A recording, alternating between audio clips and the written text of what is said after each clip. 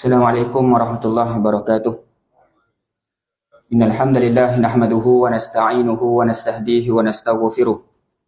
Wa na'udzu billahi ta'ala min shururi anfusina wa min sayyiati a'malina. May yahdihillahu fala mudilla lahu wa may yudlil fala hadiya lahu. Asyhadu an la ilaha illallah wahdahu la syarika lah wa asyhadu anna Muhammadan 'abduhu wa rasuluh. Allahumma shalli wa sallim wa barik ala sayyidina Muhammad wa ala alihi wa sahbihi wa man tabi'ahum bi ihsanin ila yaumiddin. Rabbi shrah li sadri wa yassir li amri wahlul 'uqdatam min lisani yafqahu qawli. Radina billahi rabban, kami redha Allah Tuhan kami, wa bil islami dina, kami redha Islam cari hidup kami, wa bi Muhammadin nabiyyan wa rasula, dan kami juga redha Muhammad sallallahu alaihi wasallam sebagai nabi kami dan rasul kami. Yang dihormati lagi dikasihi Tuan Pengerusi Surau, seluruh ahli jawatankuasa surau, para imam, bilal, tuan-tuan guru, hadirin hadirat, muslimin muslimat, mudah-mudahan kita semua diberkati dan dirahmati oleh Allah Subhanahu wa taala. Alhamdulillah, setinggi syukur kepada Allah kerana pada malam ini kita dapat datang ke rumah Allah untuk menunaikan solat maghrib secara berjemaah. Dan alhamdulillah, setinggi syukur lagi kepada Allah kerana pada malam ini kita dapat kekal berada di rumah Allah untuk duduk dalam majlis ilmu. Mudah-mudahan dengan kehadiran kita ini mengundang berkat dan rahmat daripada Allah Subhanahu wa taala. Seterusnya menjadi bekal kepada kita untuk bertemu Allah Subhanahu wa taala di hari akhirat nanti insya-Allah. Tuan-tuan dirahmati oleh Allah Subhanahu wa taala sekalian. Pertamanya saya mohon maaf sebab bulan lepas mari dah, bulan ni mari pula. Sebab dulu kali pertama jarak dengan kali kedua 3-4 bulan. Ni mari pula, minta maaf lah deh. Muka sama je mari. Tuan-tuan jangan kata pula dalam hati, ni pula mari. Yang kata dah, hak kasar lagi mari pula pendatang ni. Yang kata gitu. Nasiblah. Jangan salahkan saya, salahkan orang yang jemput dah. Jadi saya sampai pada malam ni. Alhamdulillah. Tuan-tuan dirahmati oleh Allah. Hari ini kita 2 Rabiul Awal. Maghrib ni masuk 3 Rabiul Awal. Jadi kebanyakan kuliah-kuliah di masjid, di surau, kebanyakan kuliah bercakap berkaitan dengan baginda Nabi Muhammad sallallahu alaihi wasallam. Sebab sebagaimana kita semua tahu, bulan Rabiul Awal merupakan bulan kelahiran baginda Nabi Muhammad sallallahu alaihi wasallam. Bahkan juga merupakan bulan kewafatan baginda Nabi Muhammad sallallahu alaihi wasallam. Jadi untuk malam ni saya tidak berhajatlah nak bercakap berkaitan dengan Maulidur Rasul. Malam ni saya akan bercakap berkaitan dengan benda lain, dan insya-Allah malam ni saya nak berkongsi satu tajuk. Yang tajuk ni kita semua biasa dengar dah sebagai ulang kaji kepada saya sendiri dan kepada kita semua, iaitu berkaitan dengan tanda besar kiamat.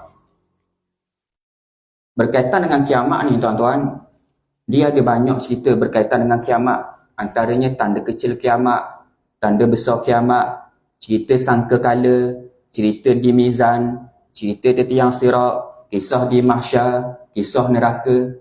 Banyak cerita berkait dengan kiamat. Cuma untuk malam ni saya nak pilih salah satu tajuk, iaitu berkaitan dengan tanda besar kiamat. Sebab apa kita kena tahu dan sentiasa ulang cerita ataupun kisah berkaitan dengan kiamat? Yang pertama sekali ialah apa yang Allah bagi tahu dalam Al-Quran dan Nabi bagi tahu dalam hadis, semuanya penting. Jadi dalam Al-Quran dan dalam hadis banyak diceritakan kepada kita berkaitan dengan kiamat. Itu yang pertama. Yang kedua, tujuan kita kena sentiasa ulang dan kena sentiasa dengar cerita tentang kiamat. Yang kedua sebab apa? Sebab supaya kita sedar bahawa satu saat nanti kita semua ni, saya, tuan-tuan, muslimin, muslimat semua, satu saat nanti kita semua akan dihisap oleh Allah Subhanahu wa taala. Jadi apabila dengar cerita tentang kiamat, kita akan sedar, kek amalan aku akan ditimbang. Nanti satu saat nanti Allah akan cek aku. Kita akan sedar benda tu. Sebab itulah kita kena sentiasa ulang berkait dengan kiamat.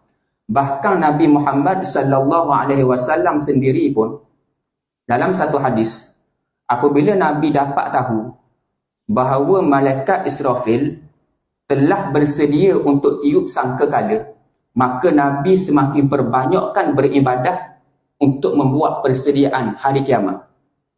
Sehingga disebut dalam satu hadis, satu hari Nabi Muhammad sallallahu alaihi wasallam dia solat malam. Solat sunat Nabi ni tuan-tuan, setiap malam dalam hadis sebut, antaranya hadis riwayat Ibnu Abbas, hadis riwayat Muslim, kata Ibnu Abbas, kana Rasulullah sallallahu alaihi wasallam yusalli minal laili 13 rakaat. Adalah Nabi sallallahu alaihi wasallam solat pada waktu malam setiap hari sebanyak 13 rakaat setiap hari. Kita dengar hadis ni, kita pun kata 13 je, aku mayang tarawih 23.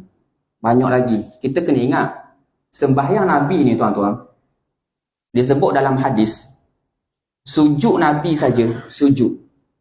Dalam hadis kata, qadra ma yaqra'u ahadukum 50 ayah. Nabi sujud. Panjang Nabi sujud tu lama mana? Iaitu seakan-akan ataupun seperti seseorang membaca ayat Al-Quran 50 ayat, 50 ayat. 50 ayat panjang mana? Kita hari Jumaat sujud sejadah. Biasa buat sujud sejadah kan? Kesini buat hari Selasa. Hari Jumaat kan? Jumaat subuh. Sujud sejadah tu, ayat sejadah tu yang kita dengar tu imam baca tu, yang tu berapa ayat? Berapa ayat yang tu? Berapa je?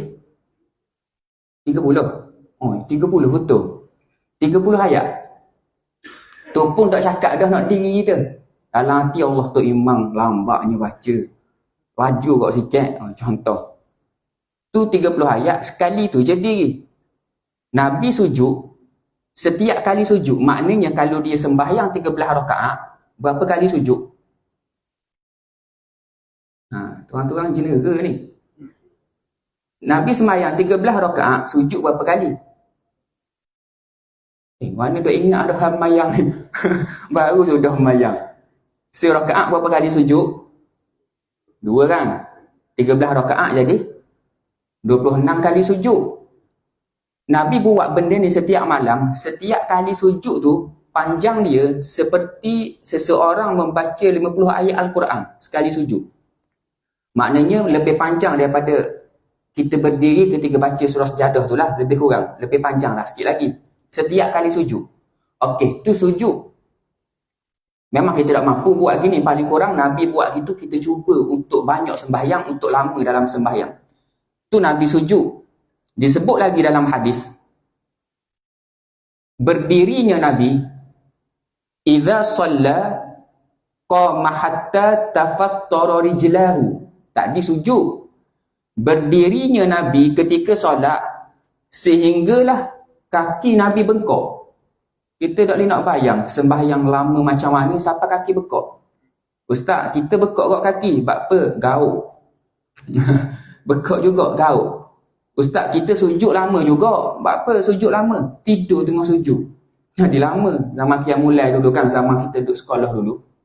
Orang buat Qiyamul Lail, sekolah menengah. Biasalah tertidur tanya sujud. Pernah tak tuan-tuan tertidur tanya sujud? Buat warak seumur. Tuan-tuan dirahmati oleh Allah. Apabila Nabi sembahyang, satu hari tu Aisyah dia tengok Nabi. Dia tersiang ke Nabi. Ni saya nak kaitkan dengan kiamat yang kita nak cerita kat ni. Satu hari Aisyah dia tegur Nabi. Sebab apa tegur tuan-tuan? Kesiang tengok Nabi lepas semayang-semayang. Dan semayang nak kesudah lama 2 rakaat. Lepas bagi salam, sembahyang pula. Nak kesudah lama. Memang lama lah tuan-tuan teh lah sujud 50 ayat Al-Quran. Sembahyang sehingga kaki ketul lengah. Nak bekak memang tak bekak dah. Memang lama nak ke habis 13 rakaat tu. Maka satu hari tuan-tuan, Aisyah pun dia tegur Nabi. Aisyah ni isteri Nabi. Ya Rasulullah, mari gok rehat sekejap. Aku tengok kamu daripada tadi dah semayang. Lama sangat kamu semayang ni. Mari gok rehat sekejap. Duduk dulu sekejap, rehat dulu. Tuan-tuan, isteri Nabi tegur sebab banyak semayang. Isteri kita tegur kita, abang, Abang lama sungguh dok semayang. Pergi semayang. Tu bini kita. Isteri Nabi tegur sebab Nabi semayang tak berhenti. Banyak sangat semayang, suruh rehat. Kita terbalik lah kita. Maka tuan-tuan, apabila Aisyah tegur Nabi, ya Rasulullah, mari kau rehat sekejap, dari tadi dah kamu semayang. Maka apa jawab Nabi? Jawapan yang Nabi jawab ni, kita kena ambil pengajaran betul-betul. Tuan-tuan, Nabi jawab apa kepada Aisyah? Dan jawapan ni untuk kita semua. Apa Nabi kata, wahai Aisyah, kaifa an'am wa qadil taqama sahibul qarnil qarna. Wahai Aisyah, bagaimana aku nak bersenang-senang di atas dunia? Bagaimana aku nak duduk saja di atas dunia? Bagaimana aku nak berehat-rehat di atas dunia? Sedangkan aku telah melihat malaikat Israfil telah meletakkan sangkakala di mulutnya, bersedia untuk ditiup pada bila-bila masa. Ini Nabi cerita. Wahai Aisyah, kamu suruh aku rehat. Sedangkan sekarang malaikat Israfil telah bersedia untuk tiup sangkakala. Bagaimana aku nak bersenang-senang di atas dunia? Bagaimana aku nak berehat-rehat di atas dunia? Malaikat Israfil telah bersedia untuk tiup sangkakala. Dan Nabi kata apa lagi tuan-tuan? Nabi pun kata lagi, inna tarfa sahibis sur mundu wukila bih musta'iddun yanzuru nahwal arsy. Kata Nabi lagi, sejak malaikat Israfil diberi tugas untuk meniup sangkakala, mata malaikat Israfil memandang ke arasy tanpa berkelip walau sekali. Tuan-tuan ni, sekarang ni zaman kita ni, malaikat Israfil sejak diberi tugas untuk meniup sangkakala, sekarang ni telah memegang asur ataupun tanduk standby tunggu arahan Allah. Sekarang. Senang hati lagi kita? Tak senang hati tuan-tuan. Sekarang ni. Bahkan Nabi kata apa lagi? Mukhafatan an yu'mara qabla an yartadda ilaihi tarfu. Dan Nabi kata apa lagi? Sebab apa malaikat Israfil memandang ke arasy tanpa berkelip? Mukhafatan an yu'mara qabla an yartadda ilaihi tarfu. Kerana bimbang, kalau mata berkelip sekali, jadi lambat nak tiup. Tengah kelip datang arahan Allah, takut terlambat. Nak katanya sekarang ni betul-betul bersedia, hanya tunggu arahan. Untuk ditiup sangkakala, maka hancurlah bumi ni. Dan kita kena ingat Allah sebut dalam Al-Quran, yang biasa kita baca, Allah kata apa? Azifatil azifah. Telah hampir masa datangnya saat yang dekat itu, iaitu hari kiamat. Dekat dah kita ni, walaupun kita nampak jauh, sebenarnya dekat. Bahkan Allah sebut lagi dalam Al-Quran, kita semua ni kiamat lambat lagi. Tanda besar tak berlaku lagi. Imam Mahdi tak ada lagi. Allah tegur dah kita dalam Al-Quran. Allah kata apa dalam Al-Quran, dalam surah Al-Ma'arij? Kata Allah dalam Al-Quran, innahum yarawnahu ba'ida wa narahu qariba. Mereka memandang kiamat itu jauh. Ni Allah kata kepada manusia. Manusia memandang kiamat itu lambat lagi. Dan Allah kata dalam Al-Quran, Allah sambung, wa narahu qariba. Sedang kami memandangnya sangat-sangat dekat. Ini Allah kata. Manusia pandang kiamat ni lambat lagi. Tapi Allah kata kami memandang sangat-sangat dekat. Jadi tuan-tuan dirahmati oleh Allah Subhanahu wa ta'ala sekalian. Untuk malam ni saya nak fokus tajuk hal kiamat berkaitan dengan 10 tanda besar kiamat. Walaupun kita biasa dengar dah, tak apalah, sebagai ulang kaji kepada kita supaya kita sentiasa ingat berkait dengan kiamat. Sebab apa kita kena tahu berkait dengan 10 tanda besar kiamat? Kita kena ingat, apabila tanda besar berlaku, apabila keluar sahaja tanda besar yang pertama, maka pada waktu tu bukan lagi waktu untuk kita bertaubat. Waktu tu merupakan musibah dan ujian yang sangat besar kepada kita. Sebab apa saya kata musibah? Kita akan dengar cerita nanti. Kita jangan fikir dalam hati, kayak gini, keluar tanda besar nanti, aku bertaubat lah, aku beramal lah. Jangan tuan-tuan. Sebab tu kena tahu cerita 10 tanda besar kiamat, supaya kita beramal siap-siap sekarang ni, jangan tunggu keluar tanda kiamat yang besar yang pertama. Dan kita kena ingat, bila-bila masa sahaja, salah satu daripada 10 tanda besar akan terjadi. Bila-bila masa sahaja. Satu hari, dalam hadis riwayat Muslim, satu hari para sahabat dia sedang bersembang. Para sahabat dia sedang bercakap, sedang bersembang. Tengah-tengah sahabat bersembang, maka Nabi datang. Dan Nabi tanya pada sahabat, "Ma tadzakarun?" kata Nabi. "Kamu sedang bersembang apa? Kamu sedang bercakap tentang apa?" Nabi tegur sahabat. Sahabat sedang bercakap, tiba-tiba Nabi datang, Nabi tanya, "Kamu sedang bercakap tentang apa?" Kalau saya terjemah bahasa Terengganu, cakap benda sedap ngak ralik ngak. Contoh, nak bagi faham. Kita tengah orang duduk sembang, riuh duduk sembang, kita pun mari. Cakap benda ralik ngak. Takut tuan-tuan tak faham, cakap KL. Tu terjemah Terengganu tu. Sebab saya asal Shah Alam saya. Kurang je dah. Tuan-tuan, Nabi pun tegur sahabat, duduk sembang apa tu? Sedap sangat tu. Maka sahabat jawab kepada Nabi, qalu nadhkuru sa'ah. Ya Rasulullah, kami sedang bersembang tentang hari kiamat. Tuan-tuan, sahabat, kalau dia bercakap, dia sembang semua berkait dengan agama. Tak macam kita. Kita tu termasuk saya lah. Kita sembang tentang apa? Spoiler lah. Macam-macam. Macam-macam benda kita sembang. Dok mengingatkan kepada agama. Dok kata ke tuan-tuan lah, saya sendiri samalah. Dan sembang macam-macam lah. Hal-hal lain. Sahabat, dia bersembang tentang agama.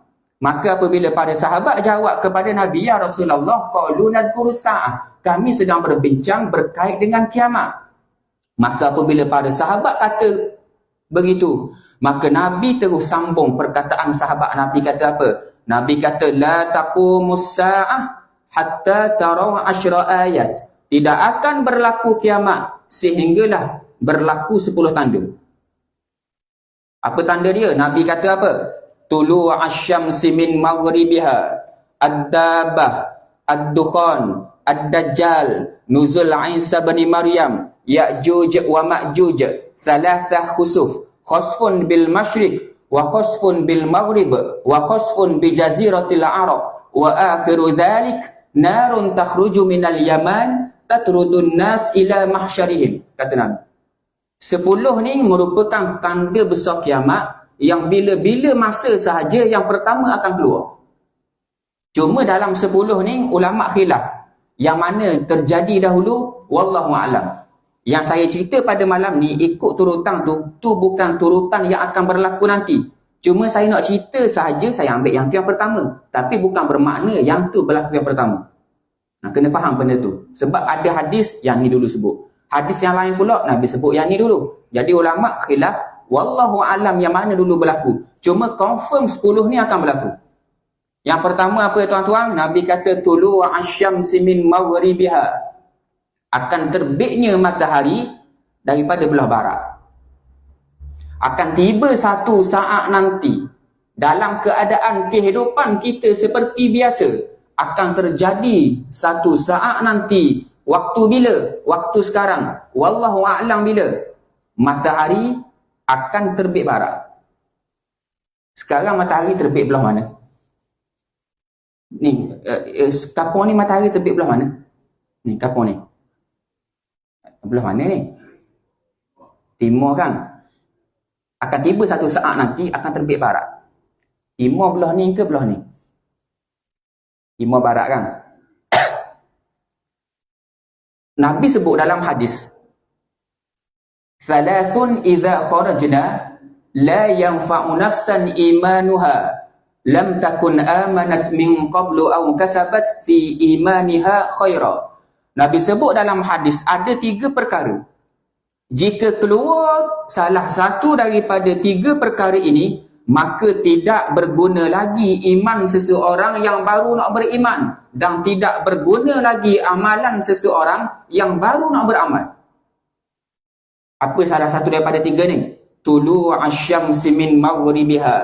Ketika terbitnya matahari daripada belah barat. Sebab itulah Nabi pesan awal-awal kepada kita, badiru bil a'mal, bersegeralah kamu dalam beramal sebelum terbitnya matahari daripada belah barat. Cerita dia gini tuan-tuan, ni cerita yang biasa kita dengar dah, cuma sebagai ingatan supaya kita berhati-hati berjaga-jaga, beramallah sekarang. Cerita dia gini, sekarang matahari terbit belah timur. Saya bagi, walaupun timur barat belah ni, saya bagi contoh kok ni dah, nak bagi senang nampak. Kalau saya buat gini, orang belah ni saja pula. Orang belah ni deki pula lagi. Jadi kok ni lah contoh. Nak bagi nampak. Contoh ni timur, ni barat. Contoh. Satu saat nanti, ketika matahari terbit barat, sebelum matahari terbit barat, tak ada lagi keluar dalam berita, tak ada khabar benda tu. Tak ada tubik dalam WhatsApp. Standby esok. Pagi esok matahari terbit barat, malam ni taubatlah belaka. Tak ada. Tak kisah siapa-siapa pun, pengerusi surau ke tak ada tahu. Tiada siapa-siapa yang tahu. Bukti dia apa? Saya akan sebut lagi. Nak menunjukkan bahawa matahari terbit barat nanti dalam keadaan manusia dengan kehidupan masing-masing. Yang tidak sembahyang subuh, tidak sembahyang subuh. Yang tutup aurat, yang buka aurat lah. Yang jenis suka ngopak orang lah. Yang jenis pergi kerja lah. Kehidupan macam biasa. Akan tiba satu saat nanti, tanpa disangka-sangka, tidak sangka sedikit pun, tiba-tiba kita bangun waktu pagi pada hari itu, tiba-tiba matahari terbit barat. Dan Nabi sebut dalam hadis, فَإِذَا طَلَعَتْ فَرَآهَا النَّاسِ. Nabi sebut dalam hadis, apabila matahari terbit barat nanti, maka manusia, semua manusia, Nabi kata, sama ada Islam, kafir, munafik, fasik, semua manusia akan tengok matahari terbit barat. Dan dalam masa yang sama akan tersebar dengan begitu cepat. Saya bagi contoh. Tiba-tiba hari itu orang tersedar, matahari air. Buat apa pelik lah. Biasa belah ni. Buat apa tiba-tiba naik belah ni. Dia tersebar dengan begitu cepat, Nabi kata. Orang masuk dalam Facebook, dalam Instagram, dalam Twitter, dalam grup surau. Matahari terbit barat, tersebar dengan begitu cepat pada waktu tu. Dan dalam masa yang sama, disebut dalam hadis Bukhari. Tuan-tuan, hadis sahih. Hadis Bukhari, Nabi kata apa? Ha inna syamsa qad tala'at minal gharbi. Ketika matahari terbit barat, maka manusia akan bising. Nabi kata, matahari terbit barat dah, matahari terbit barat dah. Tersebar mulut ke mulut. Matahari terbit barat dah, riuh. Waktu tu sangat-sangat riuh waktu tu.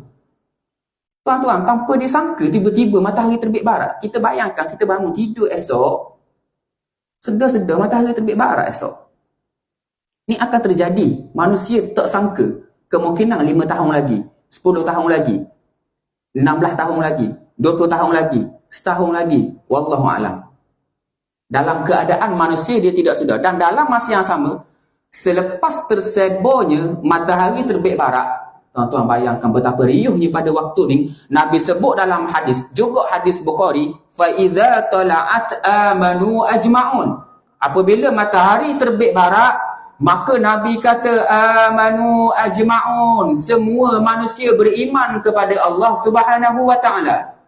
Orang kafir berebut mengucap syahadah nak masuk Islam. Orang beriman, orang Islam yang sebelum tu tidak sembahyang, cepat-cepat datang ke masjid, datang ke surau, ambil wuduk sembahyang. Orang Islam yang tidak beramal, yang banyak buat kejahatan, yang tidak taat kepada perintah Allah, cepat-cepat bertaubat kepada Allah. Orang yang tengah duduk di luar rumah, dalam keadaan tidak tutup aurat, apabila matahari terbit barat, cepat-cepat balik ke rumah, pakai tudung. Orang yang sebelum tu kedekut nak bersedekah, duit banyak tidak bersedekah, tidak tolong orang miskin, guna duit untuk kerja-kerja maksiat, guna duit untuk buat kejahatan, maka cepat-cepat ambil duit nak pergi bersedekah. Semua manusia pada waktu tu pakak-pakak nak beramal. Ada yang berlari pergi masjid cepat-cepat, nak sembahyang, nak bertaubat. Lari balik rumah nak tutup aurat. Bahkan Nabi sebut dalam hadis, ada manusia pada waktu tu, ni Nabi nak bagi tahu kepada kita, keadaan pada waktu tu, kehidupan kita seperti biasa pada waktu pagi sebelum matahari naik. Matahari terbit lebih kurang pukul berapa? Habis waktu subuh tu lah start nak naik tu. Tuan-tuan, Waktu tu Nabi cerita, Nabi bagi contoh, Nabi nak bagi tahu kepada kita bahawa kehidupan pada waktu tu seperti biasa. Orang tidak tahu hari itu matahari akan terbit barat. Sehingga Nabi kata ada yang sedang memerah susu kambing. Dengan makna apa? Kerja bela kambing. Nabi nak bagi contoh. Ada yang sedang memerah susu kambing. Apabila dapat tahu bahawa matahari terbit barat pada hari itu, Nabi kata meninggalkan perahannya serta-merta cepat-cepat pergi bertaubat. Dan Nabi bagi contoh, Nabi kata apa lagi? Ada yang sedang meletakkan batu pada binaan. Dengan makna apa? Sedang bina rumah. Kerja bina rumah. Siapa dalam ni kerja bina rumah? Takut nak mengaku hari ni. Bukan kata salah, tak salah. Nabi nak cerita keadaan pada waktu tu, kerja macam biasa. Yang jadi cikgu lah. Yang kerja pejabat, pejabat macam biasa. Nabi bagi contoh yang kedua, ada yang sedang meletakkan batu pada binaan. Meninggalkan binaannya serta-merta ketika kejadian matahari terbit barat. Dan Nabi kata apa lagi? Ada yang sedang berjual beli. Tukang jual seorang, tukang beli seorang. Nabi kata apa? Apabila dapat berita, dah molek. Nak bayar seorang, nak bagi barang seorang, dapat berita matahari terbit barat pada hari itu, maka Nabi kata, terus melepaskan duit dan barang tersebut, pergi bertaubat, pergi beramal, pergi membuat amal kebaikan.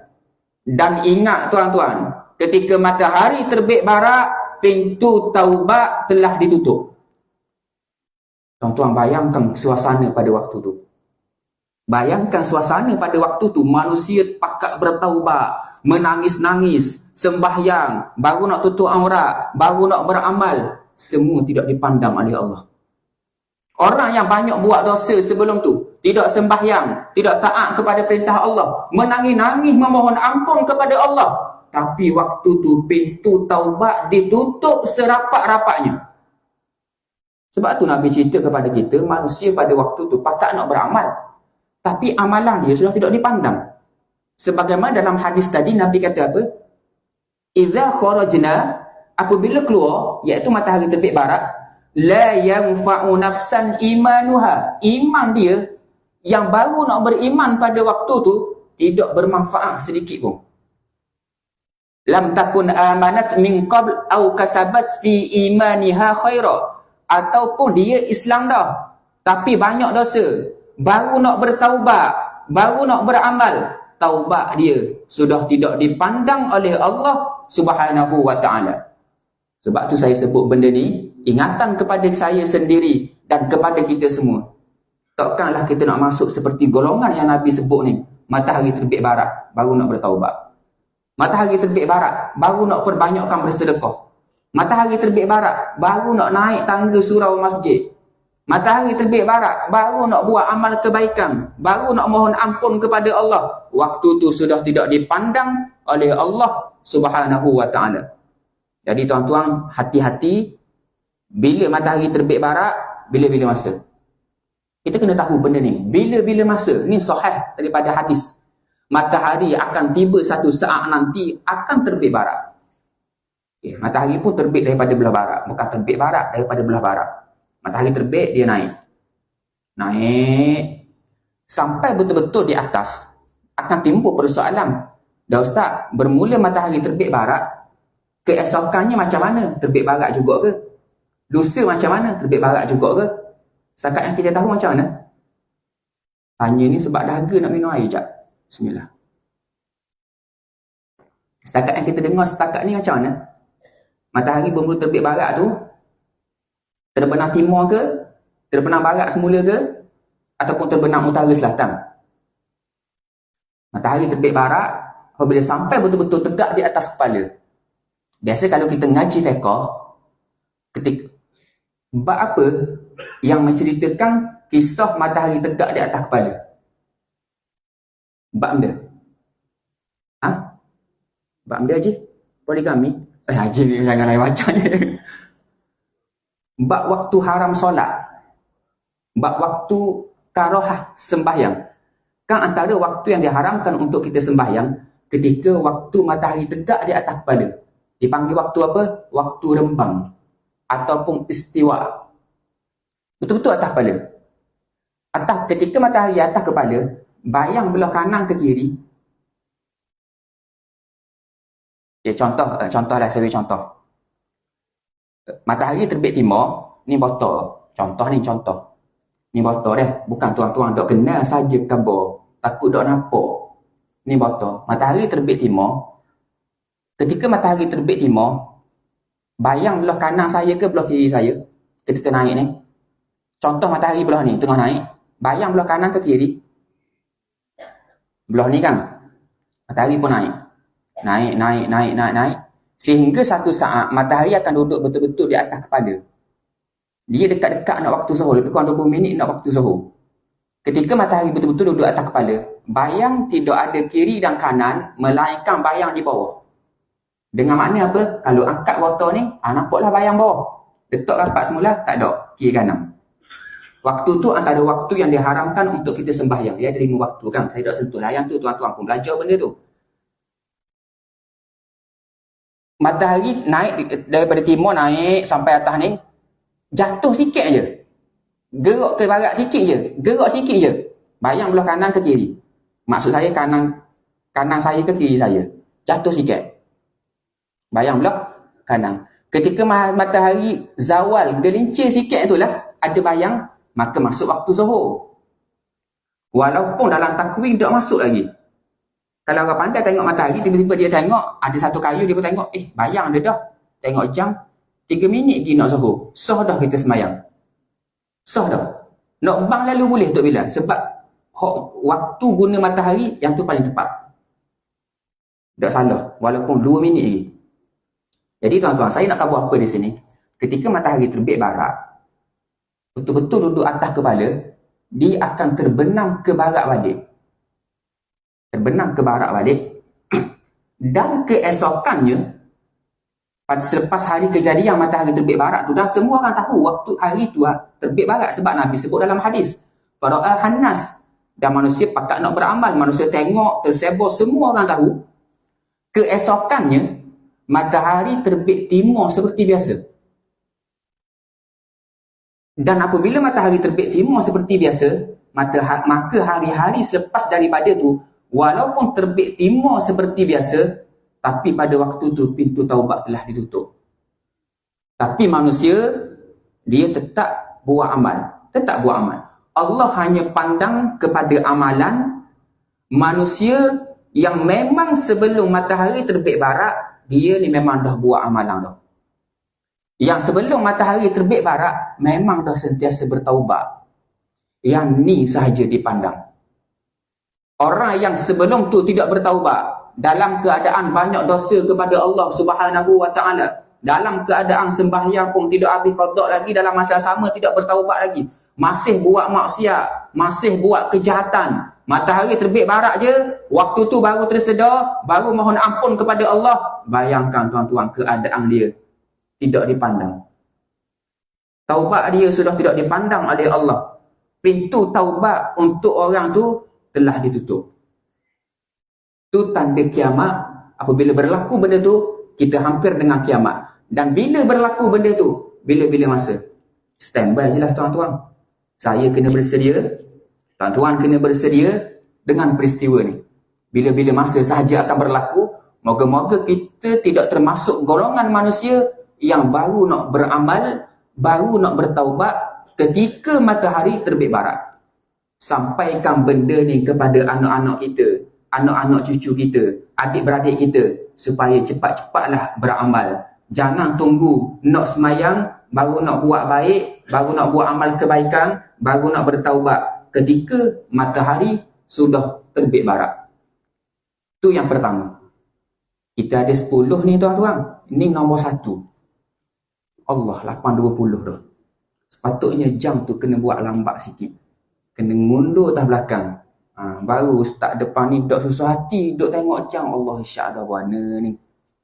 Tak apa, saya tak mau tanya tuan-tuan, saya nak sambung lagi. Itu yang pertama. Yang kedua, tanda besar yang kedua, sempat 2 tak apa dah malam ni.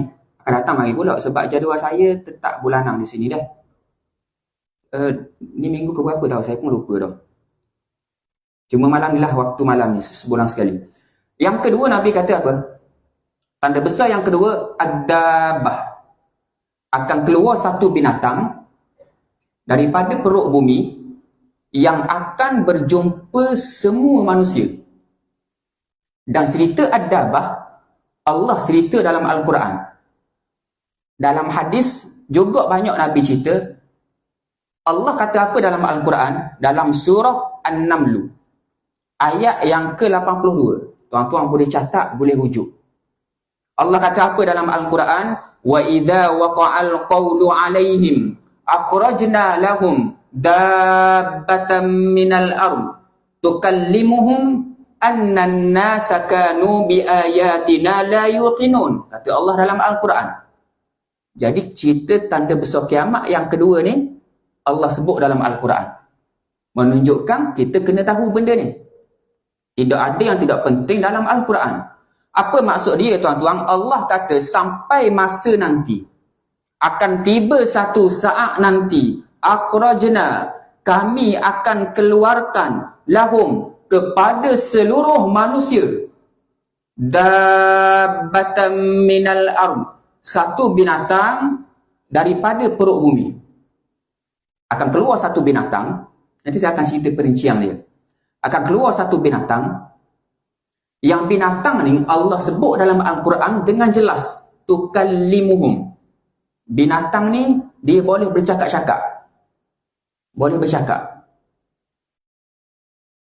Bercakap macam mana tuan-tuan? Saya cerita tadi, ketika matahari terbit barat, kan manusia pakat nak buat amalan. Manusia pakat bertaubat. Binatang ni Nabi kata dalam hadis, wa khurujud dabbah 'alan nasi duha. Dia keluar dalam waktu duha. Maknanya ulama sebut matahari terbit barat dengan keluar binatang ni hari yang sama, dia seiring. Sebab apa binatang ni keluar seiring? Binatang ni dia akan pergi berjumpa dengan manusia. Manusia yang tadi tu, yang ketika matahari terbit barat baru nak sembahyang, pada waktu ni binatang tu akan pergi berjumpa dengan dia. Bahasa apa bercakap wallahu alam, tapi bahasa yang difahami oleh kita. Binatang tu akan pergi berjumpa manusia yang baru nak sembahyang, sebelum tu tidak sembahyang. Binatang tu akan kata, akan ceramah kepada dia, al-ana tusalli, baru sekarang kamu nak sembahyang, sedangkan sebelum ini kamu sudah tahu kewajipan sembahyang, sudah diperintahkan kepada kamu untuk solat, baru sekarang kamu nak sembahyang. Sia-sia, kata binatang tu. Binatang tu bercakap. Orang yang baru nak tutup aurat, tiba-tiba baru pakai tudung, keluar matahari terbit barat, baru nak pakai tudung, baru nak tutup aurat, binatang akan jumpa dengan dia, al-ana tastatir, baru sekarang kamu nak tutup aurat, sebelum ni kamu tidak tutup aurat. Dan binatang ni apabila berjumpa dengan manusia tersebut, disebut dalam hadis riwayat Ahmad, orang boleh rujuk. Dalam hadis riwayat Ibnu Majah pun ada. Dalam hadis riwayat Tirmizi, Nabi kata, takhrujud dabbah wa ma'aha asa Musa alaihi salam wa khatamu Sulaiman alaihi salam. Bersama binatang tersebut yang akan keluar nanti di akhir zaman, di zaman kita ni, bersama binatang tersebut, bersamanya akan ada cincin Nabi Sulaiman dan tongkat Nabi Musa alaihi salam. Bersama binatang tersebut. Ini dalam hadis. Tujuan apa? Ada benda tu. Apabila binatang ni selesai berjumpa orang tu, dia ceramah, dia nganjing kepada orang tu, maka orang tu dia akan dapat satu cok, sama ada dapat cok mendengar binatang tu dengan menggunakan tongkat ataupun dengan menggunakan cincin Nabi Sulaiman. Ini disebut dalam hadis.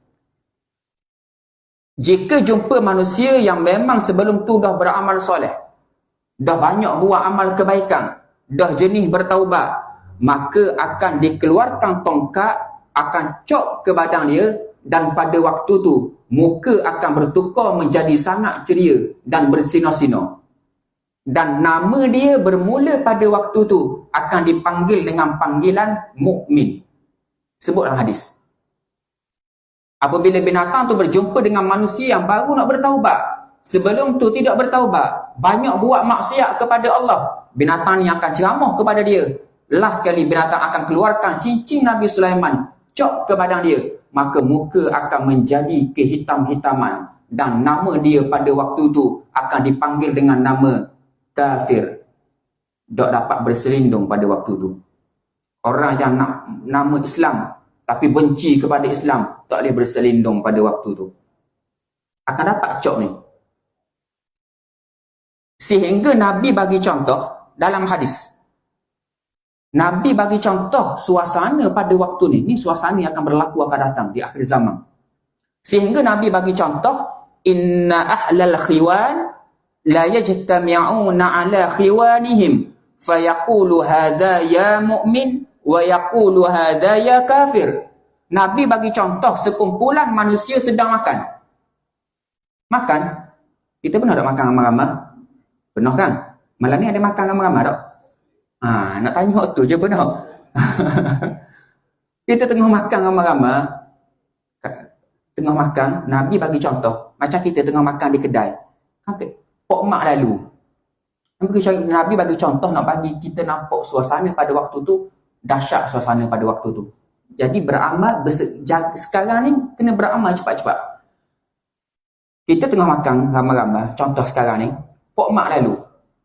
Agak-agak kita tengok pok mak, kita kata benda.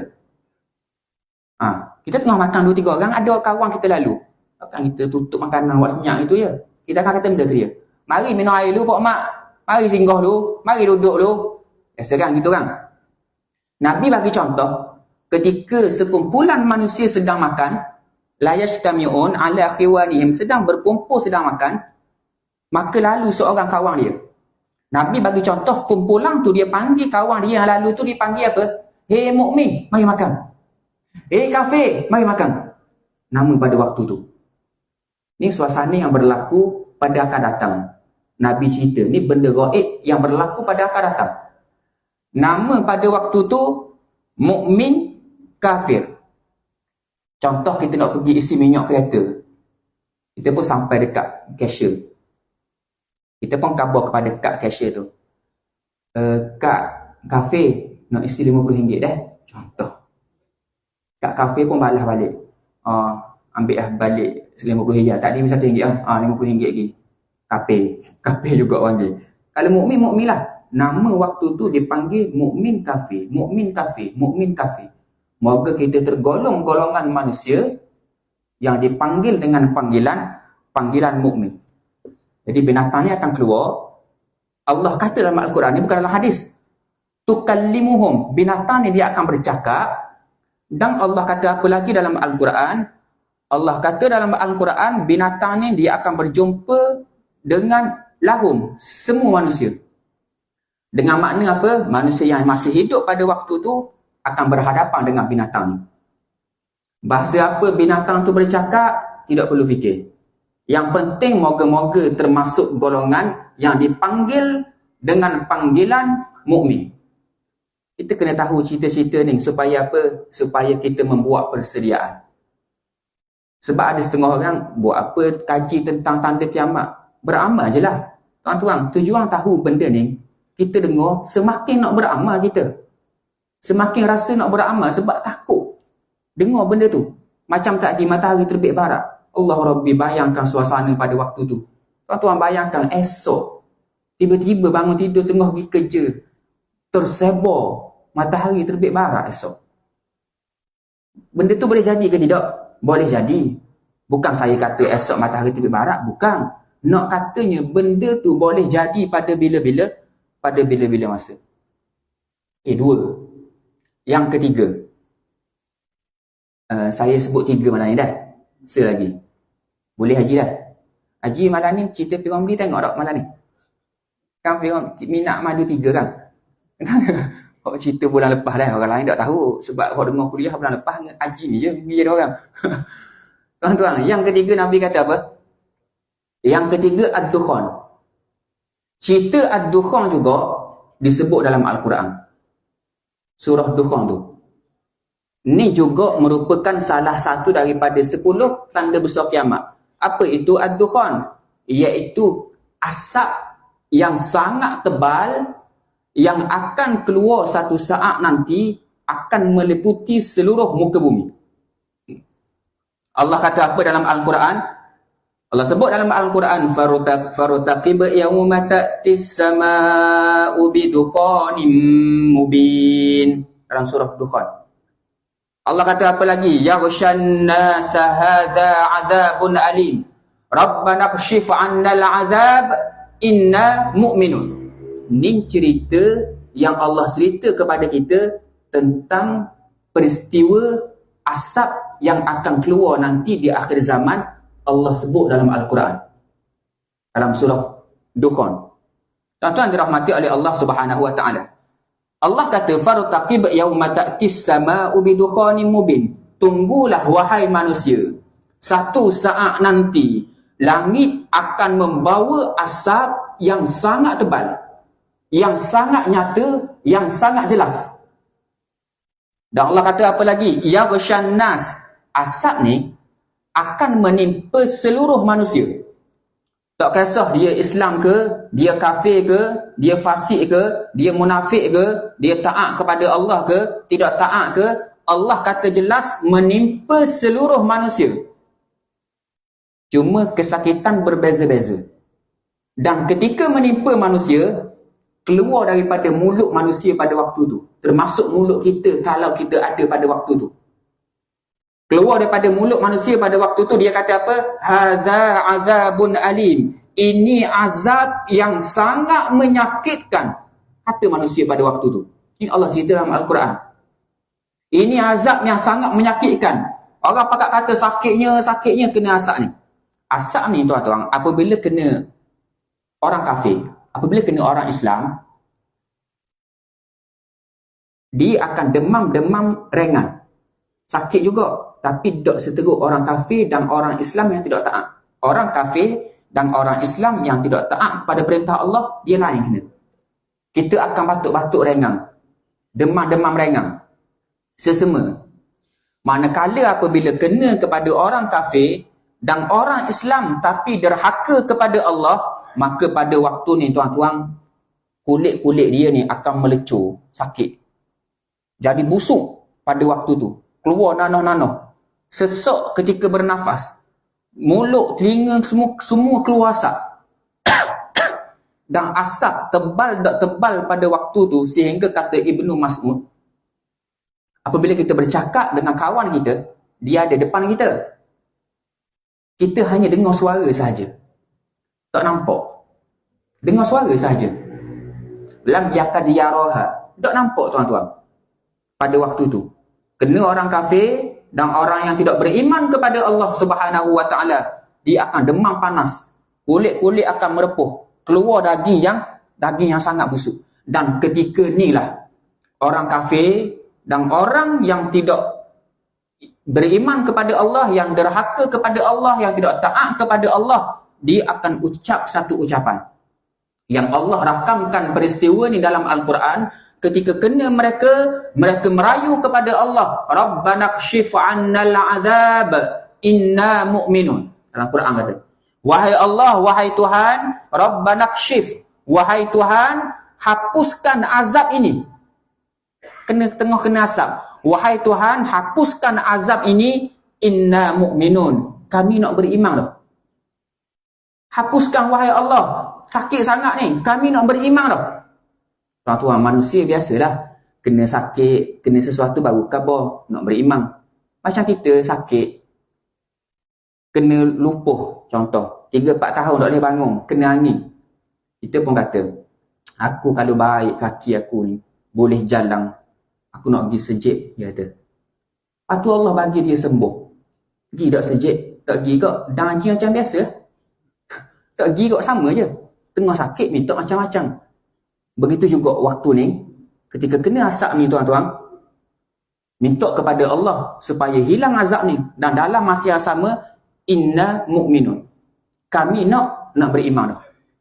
Ni antara benda yang berlaku di akhir zaman. Di waktu zaman kita, kemungkinan asap ni mula-mula sekali keluar. Kemungkinan matahari terbit barat dulu. Kemungkinan Al-Masih Ad-Dajjal dulu. Wallahu a'lam yang mana. Selesai 3. Yang keempat, saya ambil mukaddimah sahaja. Sebab saya tengok muka tuan-tuan begitu marah kepada saya malam ni. Cerelong je tengok. Ni tengok, dengar ke, marah ke, memang nak dengar lagi ni. Tak jawab, tak boleh dengar. Tuan-tuan, yang keempat, saya minta izin sikit lagi deh. Sikit lagi. Sebab kita nak jumpa pula sebulan lagi. Lama lagi. Dan akan sambung bulan akan datang, saya akan sambung. Kok malam ni dah ingat dah. Kena ulang pula bulan depan. Laju-laju. Yang keempat. Dalam banyak-banyak 10 tanda besar kiamat. Yang keempat lah. Tanda yang paling ditakuti oleh para Nabi. Tuan-tuan jangan main-main dengan benda ni. Tanda yang keempat ni. Ad-Dajjal.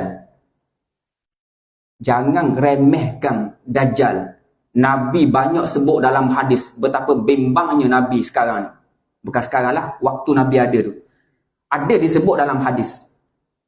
Nabi kata apa? Ma min nabiyyin illa hadzara qaumuhu min fitnatil masihid dajjal. Kata Nabi dalam hadis, tidak ada seorang Nabi pun yang diutus di atas muka bumi ini, melainkan akan mengingatkan kaumnya, akan memberitahu kaumnya tentang Al-Masih Ad-Dajjal.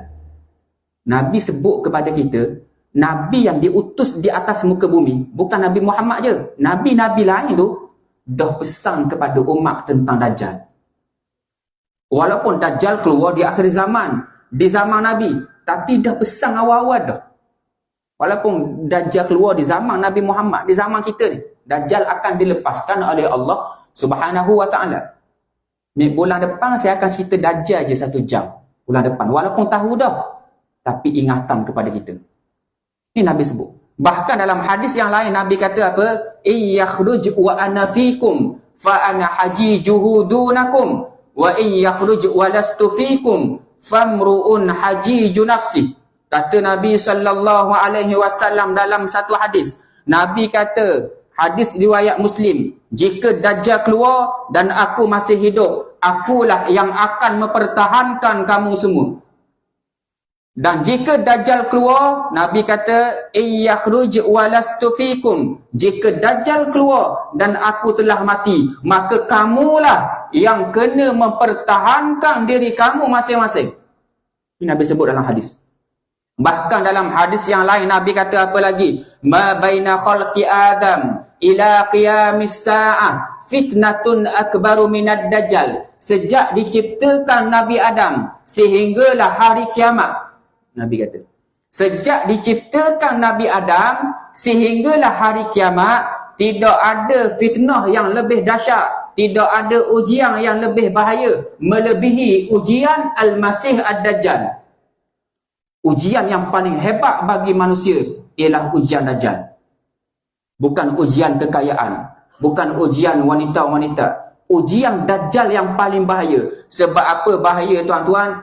Yang Muslim, yang Islam boleh jadi kafir pada waktu tu. Kita kena berjaga-jaga benda ni, biar sampaikan maklumat ni kepada anak cucu kita. Akan ada satu kumpulan manusia yang hidup di atas dunia ini akan berhadapan dengan Dajjal. Dan Nabi cerita pada waktu tu, ramai manusia percaya kepada Dajjal. Dan apabila manusia tersebut percaya kepada Dajjal, maka dia akan jadi kafir selama-lamanya. Ni Nabi bimbang. Sebab tu Nabi pesan kepada kita. Nabi kata apa? Nabi kata, idza tashahhada ahadukum falyasta'idz billah min arba'. Apabila kamu telah selesai membaca tahiyat akhir, maka mintalah perlindungan daripada Allah 4 perkara. Bayangkan, minta berlindung 4 ni, Nabi bukan suruh baca waktu petang, bukan suruh baca waktu pagi. Baca dalam sembahyang sebelum pagi salam. Apa yang kena minta berlindung tuan-tuan? Nabi kata, idza tashahhada ahadukum falyasta'idz billah min arba'. Jika kamu telah selesai membaca tahiyat sebelum bagi salam, maka minta kepada Allah 4 perkara. Apa 4 perkara tu? Allahumma inni a'udzubika min azabi jahannam. Ya Allah, aku berlindung kepada engkau daripada azab api neraka Jahannam. Itu yang pertama. Selamat daripada api neraka merupakan cita-cita yang tertinggi kita ni. Tuan-tuan, kejayaan yang sebenar-benar bagi orang Islam, bagi orang beriman, ialah berjaya selamat daripada api neraka. Allah kata dalam Al-Quran, "Faman zuhziha 'anil nar wa udkhilal jannah faqad faz." Sesiapa yang dijauhkan daripada api neraka dan dimasukkan ke dalam syurga, maka mereka itulah orang yang berjaya. Itu kejayaan yang hakiki manusia. Minta kepada Allah sebelum bagi salam, Allahumma inni a'udzubika min adzabi jahannam. Yang pertama. Yang kedua, wa min adzabil qabr. Wahai Allah, aku berlindung kepada Engkau daripada azab kubur. Wa min fitnatil mahya wal mamat. Aku berlindung kepada Engkau daripada fitnah kehidupan dan kematian. Dan yang terakhir, Nabi pesan apa kepada kita, tuan-tuan? Nak bagi tahu bahawa pentingnya doa ni, pentingnya cerita Dajjal ni. Nabi kata apa? Wa min syarri fitnatil masihid dajjal. Aku berlindung kepada Engkau daripada fitnah dan ujian al-masih ad-dajjal. Sebab Nabi tahu dah, di zaman Dajjal nanti ramai manusia akan beriman kepada Dajjal. Tuan-tuan bayangkan di zaman Dajjal nanti, makanan tidak ada. Tidak ada setitis air untuk diminum. Tidak ada sekeping roti untuk dimakan. Nak selamat daripada fitnah Dajjal, bukan hanya tahu Dajjal itu jahat, tapi dengan amalan yang betul-betul amal, betul-betul beribadah, betul-betul bertaubat kepada Allah, betul-betul banyak berzikir, baru selamat. Bayangkan waktu tu tidak ada makanan. Hanya Dajjal boleh bagi makanan. Dajjal sahaja boleh bagi makanan. Dajjal sampai di satu tempat, saya sebut sikit je. Dajjal akan tanya, alastu bi rabbikum? Bukankah aku Tuhan kamu? Dajjal tanya. Dalam keadaan dia boleh bagi makanan, orang tengok pada waktu tu, Dajjal waktu tu, Nabi kata dalam hadis, hujan lama tidak turun, tumbuh-tumbuhan tak tumbuh. Dajjal tunjuk ke langit, antumtir fatumtir, tiba-tiba hujan turun. Manusia tengok pada waktu tu, yang boleh menurunkan hujan ni Tuhan je. Dajjal dah Tuhan ni, percaya, kafir. Tuan-tuan, waktu tu sangat mudah jadi kafir. Ni Nabi takut sangat ni. Dajjal tunjuk ke tanah, keluar tumbuh-tumbuhan, orang tengok, ni dah Tuhan kita ni, kafir. Waktu tu, ni yang paling ditakuti oleh para Nabi. Sebab itulah Nabi kata, yang ikut Dajjal seperti terbuang ikut tuang ni. Ramai-ramai pakai ikut. Lapar tidak makan, tuan-tuan. Tidak ada air. Mengaku Dajjal bala. Dajjal kata, alastu bi rabbikum, bukankah aku Tuhan kamu? Bala, manusia jawab, kamu Tuhan kami. Dapat kemewahan, dapat makanan. Makanan yang kita suka, semua Dajjal boleh bagi. Kita berahicah, kuih tiaw, udang naika, ada. Lamb chop, ada. Haji nak makan dia, Haji? Bukan nak kata kita nak makan makanan Dajjal. Tak, Haji suka makan dia. Haji yang suka makan dia, Haji. Haji nak ajak lepas ni ke makan ni, nak makan dia. Ikan kering. Oh, nak ikan kering. Kena ajak Haji makan malam ni. Tuan-tuan, waktu tu ramai manusia kafir. Dan cerita Dajjal, saya akan cerita pada akan datang. Walaupun kita dah tahu benda ni, saya akan cerita akan datang. Lebih kurang 1 jam lebih. Tentang Dajjal je. Di mana Dajjal ada, berapa hari Dajjal turun. Nabi cerita dalam hadis, tanda untuk Dajjal keluar apa. Disebut dalam hadis riwayat Muslim. Cukup ada 4 tanda. Cukup 4 tanda ni, bila-bila masa sahaja Allah lepaskan Dajjal. Dajjal ada di mana sekarang? Di satu pulau. Dalam hadis. Di atas dunia, di satu pulau. Pulau mana, Ustaz? Bukan Pulau Rusa. Itu kapal saya. Pulau lain. Bukan Pulau Pinang. Wallahu'alam, tidak tahu. Tapi ada sahabat pernah berjumpa Dajjal di pulau tu. Diceritakan dalam hadis. Hadis Tamim bin Aus Ad-Dari. Saya akan cerita kepada tuan-tuan akan datang. Walaupun tuan-tuan dah tahu benda ni, sebagai ingatan kepada kita, ingatan kepada anak cucu kita, bersedialah, buatlah persediaan betul-betul untuk menghadapi zaman fitnah tersebut. Yang Nabi kata betapa ramainya manusia pada waktu tu termakan dengan fitnah Dajjal, maka jadi kafirlah pada waktu tu. Wala'iyatubillah. Jadi insya-Allah saya akan sambung cerita ni pada kuliah akan datang. Dan moga-moga apa yang saya sampaikan pada malam ni dapat bagi manfaat untuk diri saya sendiri dan kepada kita semua. sebagai ingatan khususnya untuk diri saya sendiri dan kepada kita semua, perbanyakkan beramal ibadah. Kerja kita tak ada benda lain dah. Selain pergi kerja cari duit, yang lain kerja kita menuntut ilmu, beramal, sembahyang, membaca Al-Quran. Buatlah betul-betul benda ni sebelum taubat tidak diterima oleh Allah, iaitu ketika matahari terbit barat, ataupun sebelum kita dimatikan oleh Allah Subhanahu wa taala. Saya minta maaf banyak segala salah dan silap. InsyaAllah kita jumpa lagi pada akan datang. Aku qauli hadza wa astaghfirullahal azim li wa lakum. Bismillahirrahmanirrahim. Alhamdulillahirabbil alamin. Wassalatu wassalamu ala asyrafil anbiya'i wal mursalin wa ala alihi wa ashabihi ajma'in. Allahumma arinal haqqa haqqan warzuqna ittiba'ah wa arinal batila batilan warzuqna ijtinabah. Rabbana atina fid dunya hasanah wa fil akhirati hasanatan wa qina adzaban nar. Wa sallallahu ala sayyidina Muhammad wa ala alihi wa sahbihi wa sallam. Walhamdulillahi rabbil alamin. Assalamu alaikum warahmatullahi wabarakatuh.